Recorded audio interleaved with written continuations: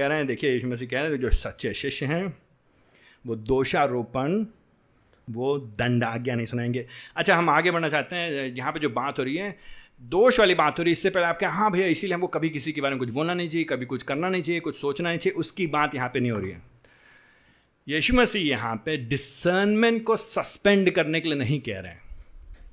Discernment को suspend करने के लिए यीशु मसीह यहाँ पे ये नहीं कह रहे हैं कि तुम परखोगे नहीं सही क्या है गलत क्या है। प्रभु जी ये नहीं कह रहे हैं, प्रभु ये बिल्कुल नहीं कह रहे। परखना है हमको, सही क्या है गलत क्या है तो हमको परखना है, उचित क्या है अनुचित क्या है, त्रुटिपूर्ण क्या है और त्रुटिहीन क्या है, वो हमको जानना है। गलत क्या है सही क्या है, अच्छा क्या है खराब क्या है, उत्तम क्या है अनुत्तम क्या है, अच्छा क्या नहीं, हमको जानना है, हमको और आपको परखना, ये हमारी जिम्मेदारी है। हम अपने बच्चों को सिखाते हैं दाएं क्या होता है बाएं क्या होता है, सफ़ेद क्या होता है काला क्या होता है, सुबह क्या होती है शाम क्या होती है। फर्क करना, भेद करना, अलग करना, अलगाव करना, जानना समझना हमको सिखाना है, बच्चों को सिखाना है, स्वयं को सीखना है और वो जानना है। यीशु मसीह यहाँ पे ये कभी ये नहीं कह रहे कि तुम कभी मत बोलो गांधी जी के 3 बंदर, ना बुरा बोलो ना बुरा देखो ना बुरा सुनो, उसकी बात यहाँ पे नहीं हो रही। यहाँ पे अगर उसकी बात हो रही होती तो यीशु मसीह अपने आप को ही कॉन्ट्रडिक्ट कर रहे होते, अपने ही विरोध में बात कर रहे थे। बाइबल इस बात से भरी हुई है कि अलग अलग समय में अलग अलग जगह पे हमको लोगों को देखना है, हमें सही गलत का ध्यान लगाना है। लेकिन जो बात जो यहाँ पे जो मुख्य बात हो रही है भावना की हो रही, एटीट्यूड, माइंडसेट, हृदय के अंदर सेल्फ राइचियसनेस, स्वधार्मिकता, मैं अच्छा हूं मैं ठीक हूं बाकी सब बेकार है, उसके विरोध में प्रभु जी बात कर रहे हैं। जब भी हम किसी से किसी के जीवन के बारे में जब भी बात करें तो ये मान के चलिए जिस चीज के बारे में हम उनसे बात कर रहे हैं तो उसमें मैं खुद कम पाया जाता हूं, तो नम्रता के भाव में होकर के हम बात करेंगे दूसरों से।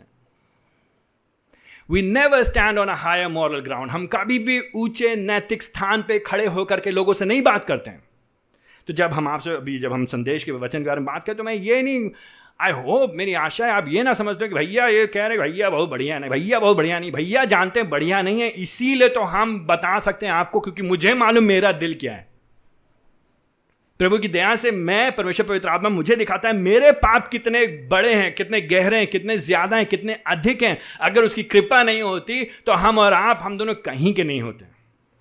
जिस बात को प्रभु जी हमको जो हमसे हमको दिखाना चाहते हैं वो है रोमियो उसके दूसरे अध्याय में उसके पहले पद में, रोमियो से दूसरे अध्याय से पहले पद में वहां पे ऐसे लिखा, अतः है दोष लगाने वाले तू कोई क्यों ना ही निरुत्तर है, क्योंकि जिस बात में तू दूसरों पे दोष लगाता है उसी बात में स्वयं को दोषी ठहराता है,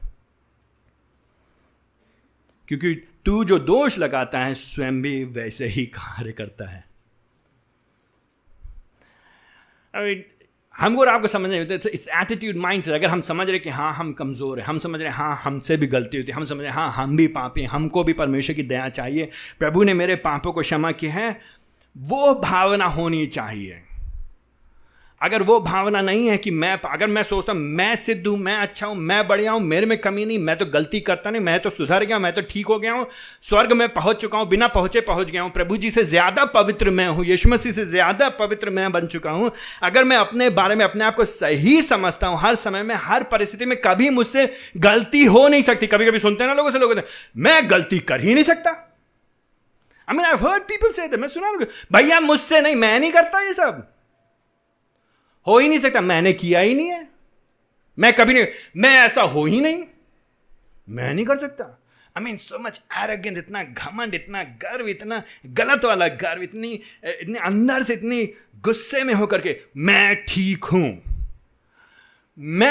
हूं की भावना में होकर के जब हम किसी को सुधारने का प्रयास करते हैं तो वो दोषारोपण होता है, वो जजमेंटलिज्म होता है, वो दंडाज्ञा होती है, वो फैसला सुना देना होता है, वो लोगों को गिराना होता है, वो लोगों को काटना होता है, बढ़ाना नहीं होता है, उनको भ्रष्ट करना, तो बर्बाद करना होता है। और उसको प्रभु जी कह रहे हैं खत्म करो, सावधान रहो, क्योंकि तुम इस भावना में होकर के जब लोगों के पापों को उजागर करने का प्रयास करोगे तो इफेक्टिवली तुम्हारे स्वयं के पाप तुमको दोषी ठहरा रहे होंगे उस समय, और वो खतरनाक होगा, क्योंकि जो स्टैंडर्ड, जो मापदंड तुम उपयोग करोगे प्रभु जी उसी से तुमको मापेगा।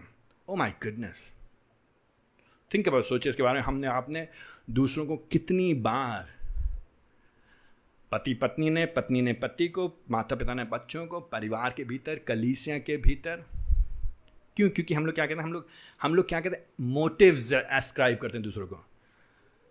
मुझे मालूम है तुम क्यों कह रहे हो ऐसे, तुम ऐसा कह रहे हो क्योंकि तुम ये सोचते हो। मैं जानता हूं भैया उसने ऐसा कहा था, मुझे मालूम क्यों कहा था उसने। कैसे मालूम? प्रभु जी हो, आप कैसे किसी के मन में घुस सकते हैं ये बताइए। हम लोग कितना गैस करते हैं ना, संबंधों में अक्सर गैस करते हैं, उसने ऐसा कहा था क्योंकि वो ये सोच रहा था, क्योंकि वो ऐसा है ही और मुझे मालूम है भैया। How do you know? Motives ascribe करना, हम उन लोग की मनसाओं को कहते हैं कि हम जानते हैं उनकी मनसा क्या है, और हम फिर साबित करने में लग जाते हैं। कई बार हम दूसरों को साबित करने में लग जाते हैं कि उनकी गलती क्या है, जबकि वो बेचारे के भैया मुझे नहीं मालूम क्या कर, नहीं मुझे मालूम, तुमको नहीं मालूम, मैं जानता हूं तुमको, मैं तुमसे ज्यादा अच्छी तरह जानता हूं। एंड उस तरह के न्याय की बात को प्रभु जी कह रहे मत करो। उस तरह के न्याय, प्रभु जी ये नहीं कह रहे कि गलत को गलत तो सही को सही करने में कोई बुराई नहीं है। इस भावना में होकर के, अपने आप को ऊंचा समझ करके, अपने आप को बेहतर समझ करके, अगले को नीचा दिखाने के लिए, अगले को विनाश के गर्त में पहुंचाने के लिए, अगले को खत्म कर देने के लिए, निराश करने के लिए, अपने आप को बेहतर दिखाने के लिए, उस तरह के दोष न लगाने की बात की गई है। क्योंकि चक्कर ये मत्ती उसके 7वें अध्याय का पहला पद अक्सर लोग उपयोग करते हैं आउट ऑफ कॉन्टेक्स्ट, संदर्भ से बाहर। दोष ना लगाओ भैया, तो जैसा चल रहा है वैसे चलो, सब चाचा भतीजा, सब जैसा गुरु वैसा चेला, सब आपस में ठेलम ठेला, सब गलत सब सही, कोई फर्क नहीं, कोई स्टैंडर्ड ही नहीं। उसके बाद प्रभु जी नहीं कर रहे। Do you understand that? I hope you understand that. वो गलत इंटरप्रिटेशन है। दोष न लगाओ का मतलब ये नहीं है कि सही क्या है गलत को हम लोग नहीं कुछ बोलें। कोई आए कल आके पास सेब लेकर के आए, कहे भैया बहुत बढ़िया संतरा है, बहुत बढ़िया संतरा है, और आपके यहाँ दोष मैं नहीं लगाऊंगा भाई, अब संतरा है तो है भैया, अब आप जो भी है। नो भैया, कोई आदमी, हमको पता चला हमारी कलीसिया में एक पति पत्नी और एक आदमी अपनी पत्नी को छोड़ किसी दूसरे आदमी औरत के साथ है, दोष नहीं लगा सकते भैया, ठीक है वो जो कर रहा है कुछ कर रहा है, दोष नहीं लगाएंगे। हमारे यहाँ लोग आ गए और वो लोग जो त्रिएकता को नकारने लगे, कहे कि नहीं त्रिएकता नहीं है, अब हमको माता यरूशलेम भी चाहिए, माता परमेश्वर पिता, परमेश्वर पुत्र, परमेश्वर पवित्र आत्मा, परमेश्वर माता भी चाहिए। यार कोई बात नहीं, ठीक है, दोष नहीं लगाएंगे उनका, वो पढ़ रहे हैं, कोई बात नहीं। इसकी बात प्रभु जी नहीं कर रहे। That's not what he is talking about. यहां पे बात कर रहे हैं गलत मनसा, गलत भावना, नीचे दिखाने की, अपने आप को बेहतर समझ करके लोगों को। इसीलिए यीशु मसीह 6 पद में, हम जब बाइबल पढ़ते हैं तो हम परमेश्वर की बुद्धि को देख करके अचंभित हो जाते हैं। I am stating the obvious. प्रभु जी हमको, अगर ये जो 6 पद नहीं होता है तो हम और आप 7 पद को लेकर के, 5 पद को लेकर के हम लोग कहते हैं दोष मत लगाओ, खाली अपने आप से रखो, बाकी से मतलब मत रखो। बट 6वां वर्स बहुत इंपॉर्टेंट है।